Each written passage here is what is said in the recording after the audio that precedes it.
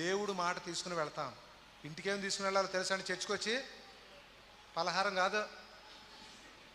కొంతమంది పనికి మాలినోళ్ళు చిన్నప్పుడు మాకు ఊర్లో ఉండేవాళ్ళు పలహారం రాలేదని క్రిస్మస్ పండుగ తర్వాత పెద్ద గొడవ బయట కదండి. మన ఊర్లో క్రిస్మస్ పండుగ రోజు ఏంటి గొడవ ఏంట్రా అంటే, అసలు మాకు హక్కు లేదు ఆ సంఘంలో పలహారం లేదు. ఆడికి సమాధుల దగ్గర కూడా పెడతారు పలహారం. దేవుని మాట తీసుకుని వెళ్ళాలి. గుళ్ళోకి వచ్చి చర్చికి వచ్చి ఏం తీసుకుని వెళ్ళాలా? ఎందుకు వచ్చాము గుళ్ళోకి మనం? నేను ఒకసారి మా చర్చి వాళ్ళని ఒకసారి అడిగాను, నేను సీరియస్గా, మీరు చర్చికి ఆరాధించడానికి మీ అంతటి మీరే వచ్చారు, ఎవరన్నా బలవంతం చేస్తే వచ్చారు ఎక్కడన్నాను? మేమే వచ్చాం పాస్టర్ గారు. మరి ఆరాధన చేయమంటే సపట్లు కొట్టండి, పాటలు పాడండి, నోరు తెరవండి అని అడిగేందుకు వచ్చింది. ఇప్పుడు మనం టిఫిన్ సెంటర్కి వెళ్తామండి. పొద్దున్నే టిఫిన్ సెంటర్కి వెళ్ళారు, ఆడేం తింటున్నాడు, ఈడేం తింటున్నాడు, గుండ్ల గడి కూడా ఏం చేస్తున్నాడు, అవి చూస్తారా? వెళ్ళి ఏం చేస్తాం వెళ్ళి?